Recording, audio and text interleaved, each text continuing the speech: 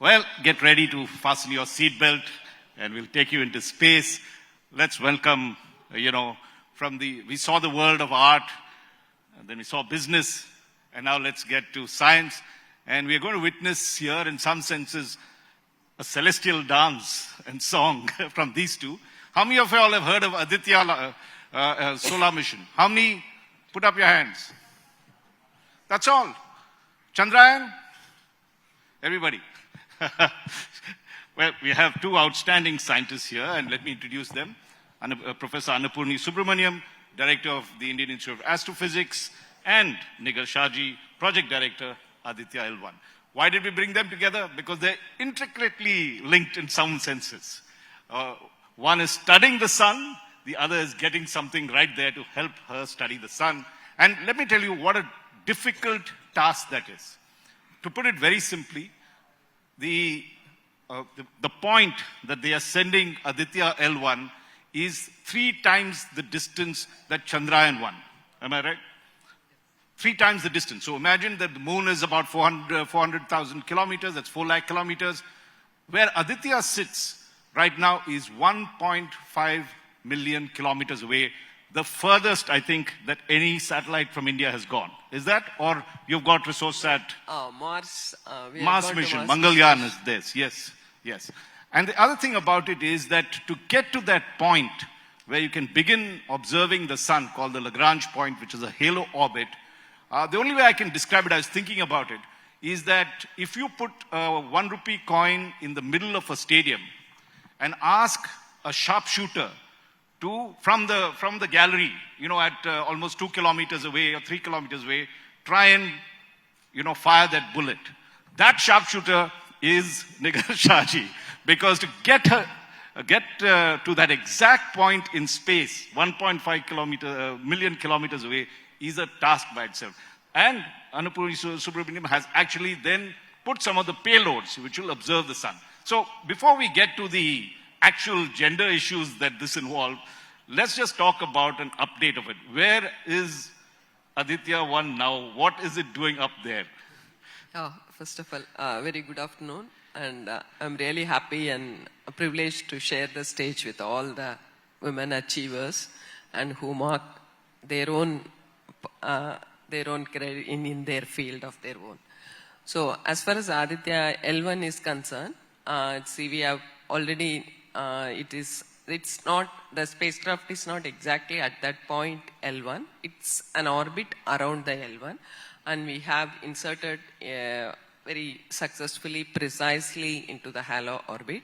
And now all the observation has started, and the calibration of all the instruments, it has 7 instruments. And the calibration is in most of the instruments, it's completed, except for the one instrument, which Annapurni's Indian Institute of Astrophysics has given us. That initial work is going. Once that is done, all the commissioning phase will be over. And the spacecraft, the solar observatory will be ready for you observing. Now, this is India's first solar mission. And Annapurni, tell us, why is it so important to observe the sun? I mean, it's our nearest star, of course. Why watch it? Yeah, so thank you for inviting me here. And very happy to be with the rest of the achievers, artists, various professionals, etc. So I just wanted to tell you that we live with a star, right? So we have been living with a star. So what? Why do you want to study that star which you have been living with for so long, right? Now there's a change. Like, you have been living with the star, but with certain conditions. Some things it can burp, something it can throw up, something it can be very quiet. So how do you know when what happens, right? So that shapes up the life which is out there in the Earth. Now you can also see that for some reason there's no life out there in the other planets. Something has happened there, so it should not happen here, so that we need to preserve that. And over and above, we have put certain gadgets up in the space, which has been progressively, we are making more and more gadgets out there, and they need to be protected. So there is a requirement for understanding the sun more and more. Now, did we study the sun earlier? Yes. How and where? From ground. So the Indian Institute of Astrophysics have been observing the sun for the last 100 years or so. From where? Kodaikanal, from our own Tamil Nadu. Kodaikanal Observatory is completing 125 years, and Indian Institute of Astrophysics have been taking pictures over the 100 years or so, and we can actually study the 11-year cycle of the sun. So we know that the sun goes through periodic cycles, that's 11 years, and sometimes it's very active, sometimes it's not active. This is studied. So what are you going to do from the space now? So space gives you various vantage points. You know that the sun rises and sets. So can you study the sun from the ground in 24 hours? No, unless you put the telescope on the other side and continuously observe. Point number 1. 2, from space it gives you large wavelength coverage. Our ozone stops high energy particles to come in. So if can you say that the sun doesn't emit in high energy particles? No. So if you want to catch them, where will you put it? You put it up in space. So you have to do 2 things. You have to continuously monitor the sun, also do the collect the particles or the photons coming in various wavelengths. So if you want to do it, you have to put it in space. Now, why you want to go to L1? Why can't you put it up in space right now nearby, like the International Space Station?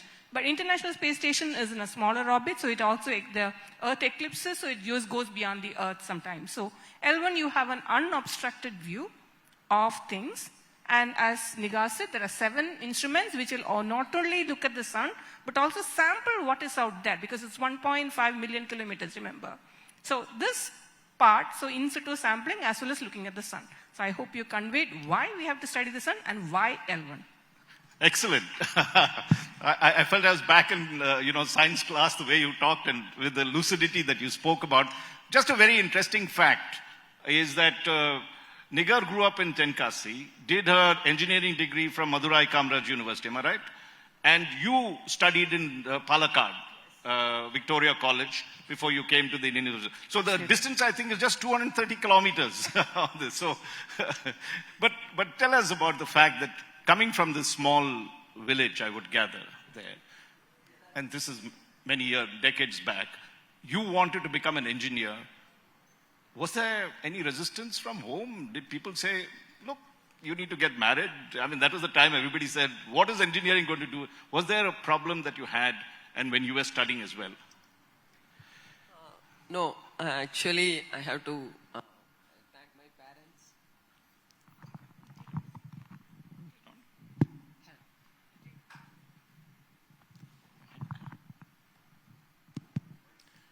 Yeah.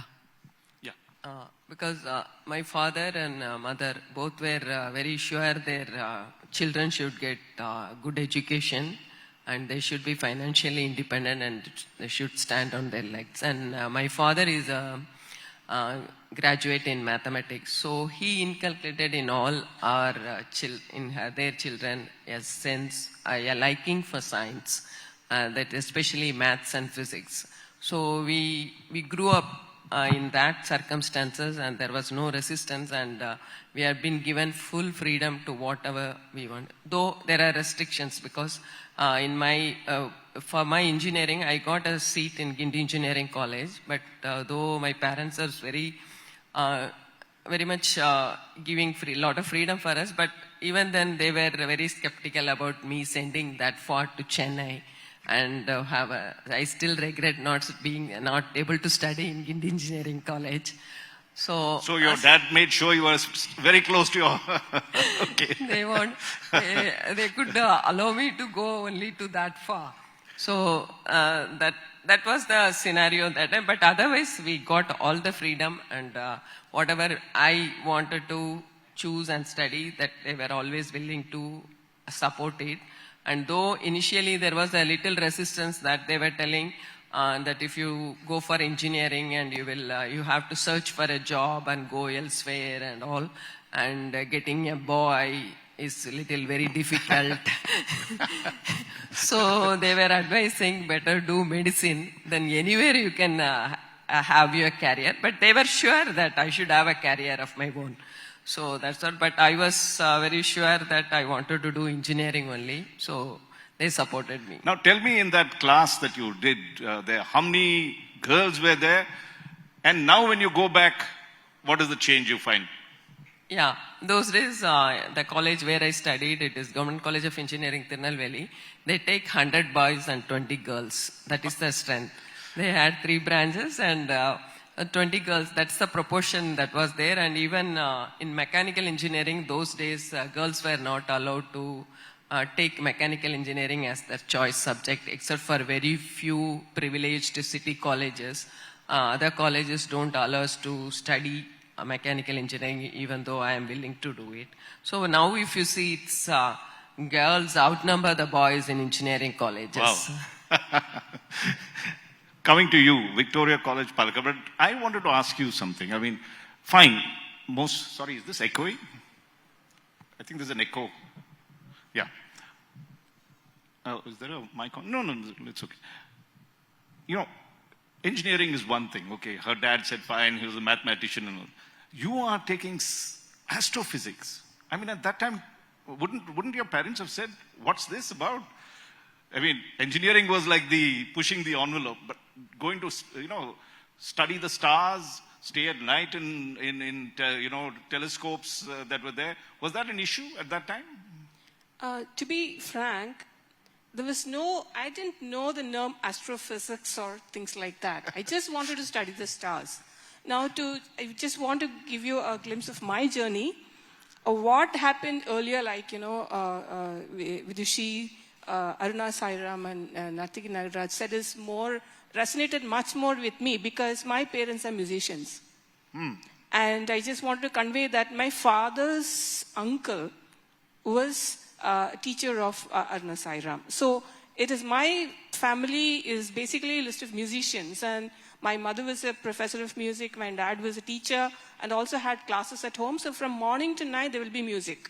Either classes or lectures or someone visiting, or, there'll be demonstrations or preparations for a concert or, group singing, etc. And I would participate, give it and learn. So I knew the entire trick of including notation. My mom will be singing, I have to take down the notation immediately because there won't be anybody. So all these things I'm learning, like someone said, a daughter would be learning everything. So I did that. But then at some point of time, I took a step back and said, what do I want to do? So I started looking at the sky and I grew up in Palakkad, and it is an interior place, and we have something called power cuts. And it is very hot. And you can't sit inside the house, you have to come out. So what do you do when you come out? You can't see anything across, so you just look at the sky. And then someone will say, oh, that is this star, that star. So why are stars there? You see that the pattern changing month by month. So then I started becoming curious, why is it like that there? Then how will you find out information? Nobody knows anything. You cannot go and ask them. Even you ask the teachers, he said that you will find out by yourself over a time scale. That is the answer you get. You can't find anything anywhere. So how do you do it? I found out that Hindu published this night sky charts, went to the library, requested them for cutting, and then I used to come and watch it. Even in the morning, I used to get up for studies. I used to look at the Milky Way. That is, you can see it very clearly, which you cannot see anywhere now. It's very important to, preserve the night sky. It's very important. I used to see the night sky, and I didn't know what it was. Whom will you ask? I have no idea. But I knew I wanted to do physics, but music was always the plan B, because I always supported it. I learned music, and I was playing violin. So I'm still a Carnatic violinist. So, how do you take both together? So I decided that, okay, if I take physics, I can take my violin along and play. But if I take violin, I cannot take my physics along. So I like to settle for physics. But when I got an option to do astrophysics, I joined Indian Institute of Astrophysics for my PhD. I took my first year of courses. And then at the end of the course, I have to decide what I want to do. I want to study the sun or the stars. But my heart was in stars. Oh, okay. So there could be many suns out there, right? So I went to the Kavalur Observatory, which is also in Tamil Nadu, which is very close to Vellore. So we spent a night out there, and I said, this is where I want to spend. I want to look at the night sky. I will study this. I went and told that I'm taking a PhD program on star clusters. I'm going to go to Kavalur Observatory, take data from there. Next morning, my parents don't have any idea what I'm doing. They'll say, okay, if you want to do, you just go ahead and do. Just like Nigar said, my college was chosen, which is at a walking distance, not the college which I could go by bus. Not the engineering college, which I had to stay in hostel. So these freedoms were allowed, but within the boundary conditions. So when my mom comes and tells me, why didn't you study the sun instead? Now, when did she start understanding the sun and the stars?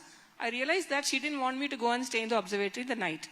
The only way to solve is that take her to the observatory, show her how interesting it is, and take along.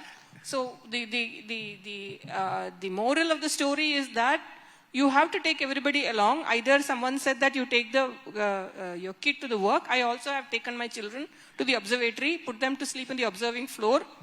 My son decided to look at the stars and understand how the telescope works. He became a mechanical engineer. My daughter, on the other hand, went down and looked at the spiders. So spiders will have this, the signature spider will make the web very, very nicely. So she started counting how many signature spiders are there. So if you create an ecosystem space around them, they will learn. You can't decide what they will learn. They will learn something. They will get inspired, something move, but then take them along. And that is the only way you can solve the situation. Wonderful. A round of applause for that. Nigar, let's talk about you. You also have a family. How did you strike the new, I think, politically correct word is life, work-life integration, not balance. How did you strike that? Yeah, here I have a good support system. My mother is with me. So, because she could take care, because I don't have the facility those days, even the creche in my own campus to take the kids. So I used to live nearby my house, but afterwards my mother used to support me. So she was taking care of my kids when they come back school. So, but whenever I am back from work, I'll spend quality time. And also my children also, as they have that school or our environment, they have grown up in such a way. They do their homework. After 5th standard, they do their homeworks on their own. And their brother and sister, they support each other, and they don't wait for unless it's very big that is beyond there or some help they require, they come to me. Otherwise, they will be on their own, and after 5th standard, they used to be at that.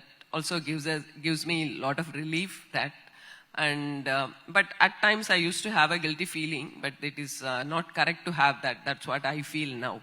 See, it's the priority what you have to make between work and life at every point of time. And for as somebody from the earlier speakers told, it's each person the scenario is different. There is no universal solution for everything. So what I felt is prioritize. Maybe sometimes career is more, or the work is more priority, give more priority than family, or at times you have to give priority to the family. So that way, prioritize your work, have a good planning, have a good support system. That is the way you can have your goal achieved. At the same time, you can, it's not balance, it's integrate family and life. Wonderful. Coming to you on a different question. You are head of the premier Astrophysics Research Institute. Do you face any kind of resistance from your male colleagues or from other parts when you head this institution, and how do you handle them? So the Indian Institute of Astrophysics has a lot of field stations.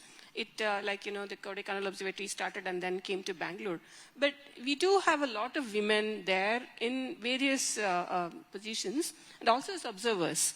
So when I went to Kavalur for observations and nighttime astronomy, we actually saw women working there. So it was not that I was the first one to go there, and outside it was not known. That's one thing to be a researcher, but I'm saying as the boss, and you have to tell all the men, do this and do that. Yeah, so we had up to dean, but I'm the first director of this in the institution as a female director of this institution. So it is not generally apparent that there is a resistance as such, but then there would be not in general would be like to take orders from a woman, but then you always start feeling, tell them, explain properly what it is, how it is done. Then you start working with the team. There is absolutely no problem. We have not faced any problem like that. But as someone else pointed out, you cannot become a general in the army and demand that there is no war. So you become the director, you cannot demand that there is no problems.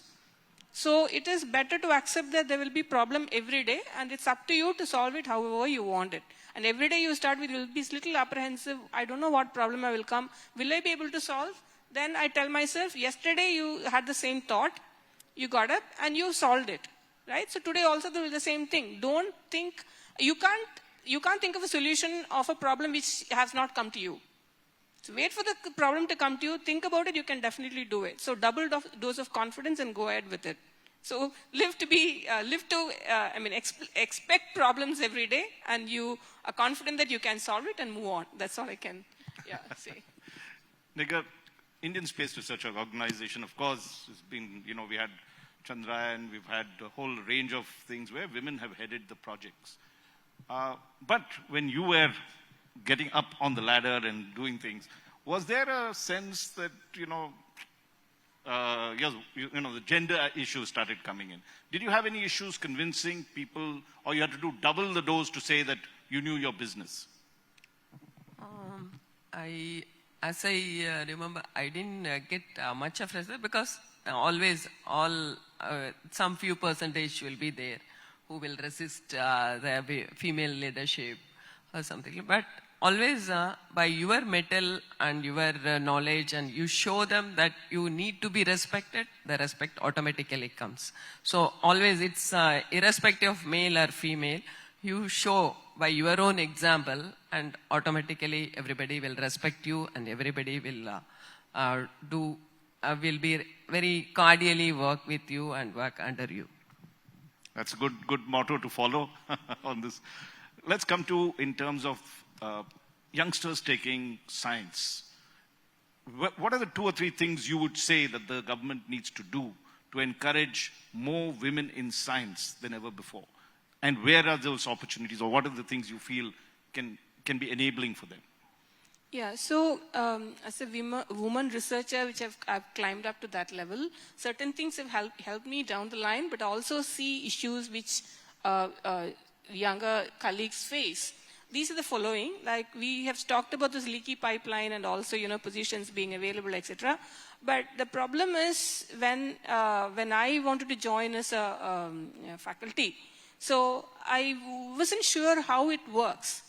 Many of you may also know that I want to do this. I'm just completed it. Many people come and ask me also, like, I have done this. I want to be a faculty. Now, how do I go about doing this?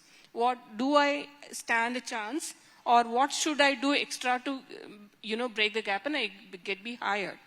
So what happened was, there was an opportunity available which was actually lower than my qualification. I opted for taking that because I knew that a door is opening, I must take it. And then climb up by myself because I know I can do it.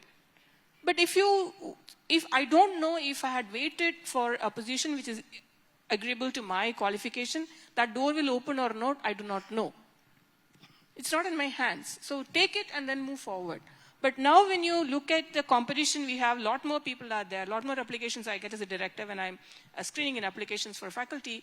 What I find is that the amount of time which men get during the formative years is much more than the woman can put in. Because you have PhD time. It's a science, it takes a lot of time because you have masters and then you have a PhD time and then the postdoctoral time. Then you need to have proved publication, you need to have proved individual contribution to science, and then that is how you're judged. But during the same time, these are formative years, family formative years, you get married, they make family, the kids come. So the amount of time at the formative time is less for women compared to man. So it has to be, some organizations take cognizance of it. So give women a little more time to prove the same amount of material. So I suggest that the awards, if you look at in various forum, you see that women don't get awards, but men do get awards. Because if there's an age limit, the amount of time a woman has is less. So your productive will be less. You can't, it's simply impossible. Or you have to run some 200% of what is required. So there has to be some legit gap which is given so that you're not unnecessarily pressurized. Otherwise, are you going to look at your career? Are you going to look at your family? Are you going to look at, getting tick all these boxes so that you get awards? So it has to be a little more productive. And if you want more women to come in, workplaces also should understand that they can bring children to office and work with them, or take whatever is preferred, spend some time at home and complete the work. And it has to be flexible time.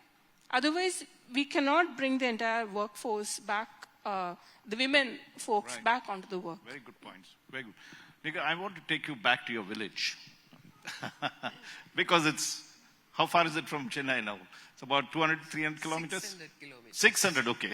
But in the heartland of Tamil Nadu. If you when you went back, after many years or after you'd done your thing, what was the response you were getting from them? Do they know about Aditya, the work that you do, the heights that you've scaled? Yeah, my town knows because the schools, they started appreciating. They have put banners of mine in their my primary school as well as my high school, and wow. Everyone they were so happy to felicitate me, and they were so happy that as if they have achieved it, and their town, a person from their own town achieved it.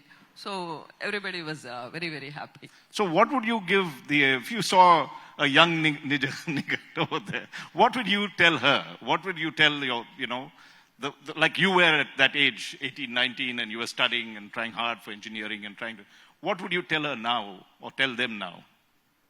Yeah, what I tell them is they should have the self-belief, because our societal stigma makes us feel that we will not be able to do many things, and there is a restriction comes because of the stigma. So that's not the case. We should have a self-belief. We will be able to do anything what we pursue and what we really love to do and have a passion to do. So that's what everyone, whomever I meet, I'll tell you, have a self-belief on your capabilities and put up hard work and perseverance on achieving those goals. That's my point. That's And Annapurni, you have the last word. We have got, we'll give you more than 20 seconds. So what is your advice to a young science student? And what would you want, 2 or 3 changes that you would think in science education that we require so that STEM subjects and others get popularity? Yeah, okay. So time is important. It's important for everyone. So don't waste time. It's up to you. It's not like hard work. It's work smart. It's very important where you want to focus, what talent you want to improve. So focus on that and improve it. When I practice violin, I still practice violin. Sometimes I find time in the morning. Sometimes I find time in the evening. Sometimes I find time in the midnight. So finding time is very important. I get 15 minutes to practice. Yes, I want to know what I want to practice, not just randomly playing something. I said I want to improve upon it. Just focus and practice it. There is no escape of hard work. You have to work hard. Regarding science and technology, please understand the fundamentals. You may be told that you have to take only computer science because that's got only the future. But if you can learn computer science, you can do programming. But fundamental physics and mathematics is what lays the foundation. If you know it, you can build on anything on it. If the foundation is not good, you cannot build anything on it. So make sure that you put your foundation, keep asking why, how, what. Keep questioning it. You will be able to understand much better, and you will be able to have the confidence to take on anything coming in the next decade. Thank you. Ladies and gentlemen, we have got an absolute privilege. Let me tell you, in the next 5 years, both of them will be continuously in the news. As Aditya Solar Mission gets on, Annapurni's experiments also begin, and you have to keep that spacecraft stable over there. They are going to be constantly in news. They are our true stars. So let's give them a very warm round of applause.